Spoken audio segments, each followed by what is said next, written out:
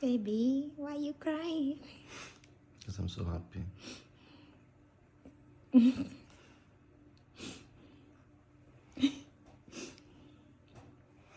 I love you.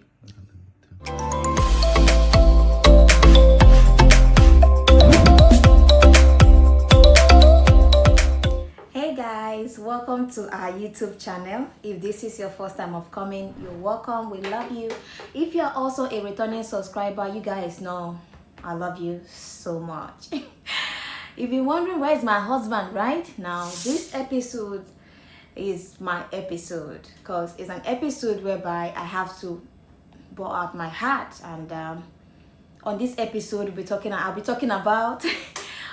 about my high risk pregnancy and how I was racist as a black woman. Yeah, I'll put it that way. My pregnancy journey wasn't a smooth one. I'm not happy. Like, I didn't miss it. You know, I didn't miss being pregnant. I didn't miss carrying baby bumps and all that. My pregnancy journey was just something that I feel so. Anytime I remember it, I feel so angry. Joshua. I feel so angry. I feel so. This is not me. You know, Joshua. Joshua, please. Okay, guys, this is Joshua, my beautiful son. Aww. He's so active. He's trying to show. You know what? Mommy wants to record a YouTube channel, okay? Mommy wants to record an episode. You know, so when we got back from our Romanian wedding, we found out that I was pregnant in Romania. Yeah. I found that me and my husband, we found out that we were expecting our baby. And when we came back, you know, pregnancy in England is quite different because in Nigeria, you get to start, you know, going for your midwife appointment even from your early stage, like let's say 2-3 weeks. You don't see midwife, you don't start you have the family and friends around you. But in England here is a total different thing. You cannot even have like a midwife appointment if you're not up to like 13 weeks. So what will I be doing with my body? This is my first time of being a mom. You see how crazy it is over here in England. So, but I kind of managed because then I still had my mom around. She was helping me. Oh my goodness. First trimester, I feel like buying myself. Like at the point I'm like, I don't want this baby, but God forbid. It was terrible for me. That first trimester is not for the weak. That first trimester, what? So, but I survived the first trimester. So my first midwife appointment was at 13 weeks. So I went for my midwife appointment, and that is where I faced my biggest fear, my biggest challenge as a first-time mom. This woman racist me. Yes, she did. So at first, she didn't know that I married outside my race. She was thinking now, okay, now normal, she's now all these black people, you know. When I came in to meet her, her first reaction was like, who is this one? Like, what are you doing here? Why are you pregnant? That is how I sensed it. I'm not being overly emotional about the whole thing, but that is how I received her. She didn't receive me with love. And guys, before this whole thing happened, I saw 2 other women going to meet her and how she received them, the warm welcome and all that. But when it got to my turn, this woman treated me like I was a piece of shit. Like, it was so crazy. So I came in, I greeted her. She was just telling me, she was just rushing me like, okay, write this, write that, write this. I said, can you calm down? It's my first time. I'm trying to process this whole thing. Can you just calm down? I'm going to write it, but please be easy with me. She said, I don't have time. Do this, do that, do that. I said, I cannot process all these things at the same time. I cannot process all these things at the same time that you're telling me. You just have to calm down. So I ignored her for the first time. So when she wanted to take my blood, she was poking me. When I mean poking, you know, at the same time, I'm like, my vein is the easiest to find. Like when I go to the hospital, like they love to see me because my vein is easiest to find. This woman poked and poked and poked. At the point I said, no, you can't take my blood anymore. She said, why can you? I have 30 years experience in this midwife, this OBYN. I have 30 years experience. I've been doing this for 30 years, since 1990. It's not about you having the experience of 90. You cannot get my vein. You cannot get my vein. That is the problem. So I was poked multiple times and I declined that I will not proceed with that. She taking my blood and every other thing. That was what happened, and she didn't really care. She said okay. She called the hospital and asked me to go there. In fact, she treated me like I was a nobody. Some of you are just evil. Some of you are worse than Hitler. She treated me like I was a nobody. It just now I realized that she has been doing it to a lot of people, you know.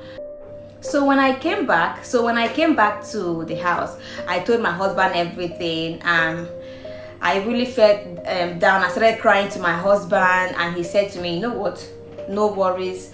I told my husband, I don't think I want to have my care here. I stay for contents. Let's say I stay at Wolverhampton, and I have to move my personal care from Wolverhampton. I moved it to Manchester. You see how the distance, you know. So that was how bad it is. I moved my care from Preston to Manchester, and when I got to the Manchester hospital, they treated me so well. You know, I gave birth so successful. Everything went well.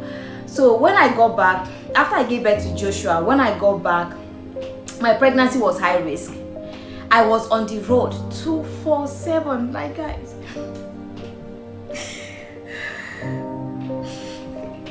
I'm sorry, Joshua. I'm sorry.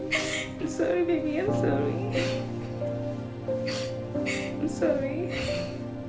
Guys, I was on the road like 247.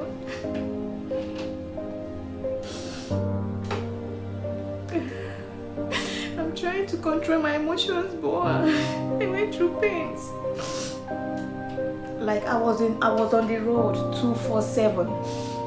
Every week I was going to the hospital. At a point I told them, just take the baby out.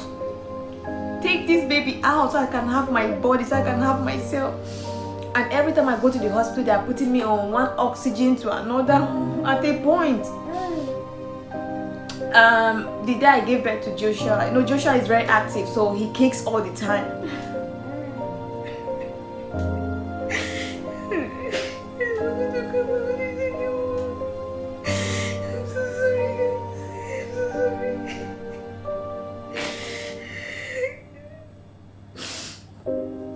So that fateful day, I found out that Joshua has reduced his movement. He's no longer moving the way he's supposed to move. So I went to the hospital, and the sonographers came in. They were looking at me. They were looking at the scan. They were looking at me. I told her, madam, is anything the problem? She said, you know what, I'll come back. And when she came back, I saw like a lot of doctors in the house, a lot of nurses. You know, they came to me. They were like, I said, is anything going on? He said, we need to take you in for an emergency C-section. If we don't take out this baby in the next 25 minutes, they said, if we don't take out this baby in the next 25 minutes, there'll be problem. You know, these people, they are so direct. So I was confused because I came to the hospital for checkup, and the next minute it was, we're going to take the baby out from you. You know, he's no longer breathing well. So I was confused. I was confused. The whole world came crumbling for me. So I told them, okay, can I go and pee? Because can I go and pee? I was so tense. They said, we don't have time for you to pee. So they took me to the theater, and that was how they brought out Joshua. You know, they brought him out. They had to put oxygen on him, and that was it. You know, they put oxygen on him, and it was so crazy for me. I went back to ICU. I had to start breathing with oxygen. The journey of my pregnancy was crazy, but big shout out to my husband. My husband was there for me. My husband was there. He was the driver in the whole pregnancy. He drove me all the time, every day, every week. Sometimes for 2 months he took off. He didn't walk. He was just taking me to the hospital.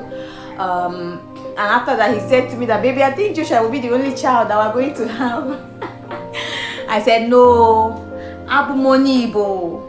Our Manambra girl, we like to have more children. And guys, when I was pregnant, I was saying, I will never have any other child. I will never. I am tired. But can you imagine me telling my husband today that, baby, Alpha, let's make roots. So the pregnancy journey was crazy. It was high risk for me, but at the end of the day, I didn't let that woman bother me. So when the health visitor came to see me, they were like, how did you do it? Sorry, baby. Sorry, Punky. How did you do it? Like moving your care from Preston to Manchester. When the health visitor came, the midwife, Joshua's nurses and all that, I had to explain to them and they were like, wow. So for every black girl in any of this Western world, as a first-time mom, please prioritize yourself. Put you first. These people don't care. So that's my story of how I gave birth to this handsome, good-looking guy. That's how I gave birth to Joshua. It was high risk. I was racially profiled.